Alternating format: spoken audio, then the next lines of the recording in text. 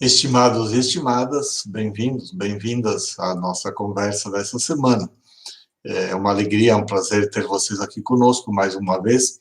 E agora, no início de outubro, vamos conversar um pouco sobre São Francisco, um santo que é muito comemorado, muito lembrado, talvez o santo mais popular ou um dos mais populares no Brasil. E agora, nos dias 13 e 4, quando celebramos a sua festa, nós vemos se repetir em muitas igrejas uma cena que já se tornou habitual. Filas e filas de pessoas com seus animais para serem abençoados. A maioria cães, mas também muitos gatos, pássaros de todas as cores e plumagens, e, claro, exóticos como lagartixas, tartarugas, peixes, iguanas, e às vezes até galinhas, mini porcos, cabras, guaxinins, todo tipo de animal. Se estima que hoje no Brasil haja em torno de 150 milhões de animais domésticos. 55 milhões de cães, 25 milhões de gatos, 25 milhões de peixes ornamentais, 40 milhões de aves e 2,5 milhões de répteis e pequenos mamíferos. Toda essa população animal, pet, como é chamado, gera um mercado de aproximadamente 40 bilhões de reais por ano. E em plena pandemia, esse foi um dos poucos mercados que teve um crescimento significativo. Em 2020, o mercado pet cresceu 13,5%. Apenas para efeito de comparação, o Bolsa Família, o programa do governo federal que dá sustento ao segmento mais pobre, aos miseráveis da população, em torno de 15 a 20 milhões de pessoas, teve em 2019 um orçamento de 30 bilhões de reais, ou seja, 15 bilhões a menos que o mercado pet. E a tendência, segundo os especialistas do setor pet, é aquilo que eles chamam de humanização dos animais. Ou seja, os animais são tratados cada vez mais dentro das categorias humanas e vemos aí, dentro dos diversos segmentos desse mercado, produtos chamados premium, rações especiais, produtos de higiene, limpeza, que facilitam a convivência entre os animais e os humanos. E os serviços veterinários se multiplicam cada vez mais e com opções que às vezes nos parecem estranhas, hotéis para animais, academias para animais, produtos fitness e tantos outros segmentos, até diversão, canais de televisão para os animais. Como diz um dos grandes empresários do setor, o animal que ficava do lado de fora da casa e se alimentava com as sobras das comidas das famílias, agora entrou para dentro da casa e se alimenta junto com a família. Claro, nesses números todos não estão incluídos os animais que acompanham os moradores de rua, que hoje crescem de uma forma espantosa, chegando a 1 milhão de pessoas morando nas ruas no Brasil, e pessoas que se alimentam com as sobras dos alimentos dos animais. Mas, voltando à questão das bênçãos dos animais, nessa data de outubro, ou data de São Francisco, o que diria São Francisco de toda essa situação? É uma pergunta importante, porque as pessoas vão geralmente nas igrejas dedicadas a São Francisco e lá estão os frades dando a bênção aos animais. São Francisco, na primeira regra, a regra mais original, ele tem uma postura muito clara da relação dos frades com os animais. Ele diz textualmente: ordeno a todos os meus irmãos que de modo algum criem qualquer animal, nem junto a si mesmos, nem por outra pessoa, nem de qualquer outra forma.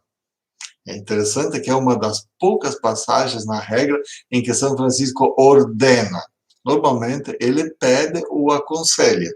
Aqui, ao tratar dos animais, Francisco ordena que os frades jamais os possuam. Mas, então, alguém pode perguntar, São Francisco não gostava dos animais? Não, não é bem isso. Pelo contrário, Francisco gostava muito dos animais. Em várias passagens da vida de São Francisco, tanto as narrativas de um ou de outro biógrafo, aparece o modo como Francisco de Assis se relacionava com os animais e o modo como ele os considerava. Tomo aqui apenas 3 passagens da segunda biografia escrita por Tomás de Celano. um dos biógrafos mais próximos a Francisco de Assis. E aí tem 3 episódios que são muito interessantes. Ele fala de Francisco e um pássaro aquático, Francisco e um fazão e Francisco e uma cigarra. O pássaro aquático é trazido a Francisco por um pescador para, com seu canto, aliviar as dores de Francisco durante a sua doença. O que Francisco faz? Ouve o canto do pássaro e depois ele diz, literalmente, Francisco ordenou com bondade à ave que voltasse sem medo à sua primitiva liberdade. Quanto ao fazão, Francisco deixa ao animal a escolha para viver próximo aos frades ou voltar ao seu ambiente natural, ao seu lugar de costume, e que era mais adaptado para ele. Quanto à cigarra, depois de desfrutar o maravilhoso canto da cigarra, Francisco a despede para que ela parta livremente. E a famosa história do lobo de Gúbio, que aparece várias vezes nas fontes primitivas, Francisco não acorrenta o lobo e nem o encerra dentro de uma jaula. Ele alimenta o lobo e o despede para que ele volte ao seu ambiente natural. Francisco ama os animais, mas como seu amor é verdadeiro, ele quer os animais livres. Eles não os quer submissos ao seu serviço e ao seu prazer. Ele quer que os animais vivam em seu ambiente natural e não apenas para ser um instrumento para a satisfação das carências humanas. Quem escraviza os animais pelo prazer que esses animais lhe proporcionam ou para suprir as próprias carências, não está vivendo o espírito de Francisco de Assis, muito antes pelo contrário. E aí nos perguntamos, o que fazer, então, com os 50 milhões de animais presos nas casas e apartamentos hoje no Brasil? Lógico, libertá-los seria condená-los à morte na selva urbana.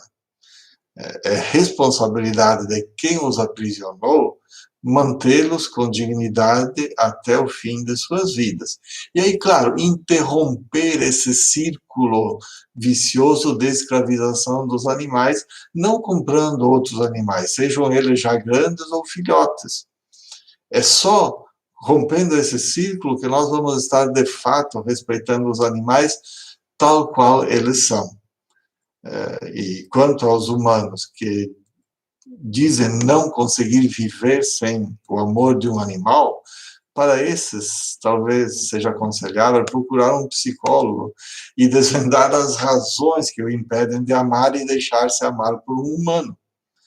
O amor, como lembra um outro santo medieval, São Tomás de Aquino, o amor nos torna iguais àquilo que amamos. Diz São Tomás, se amamos a Deus, nos tornamos divinos, se amamos aos humanos, nos humanizamos cada vez mais.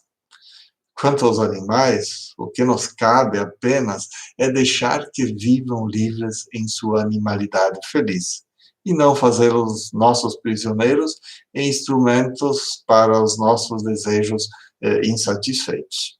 Que São Francisco de Assis nos ajude a viver essa liberdade diante dos animais.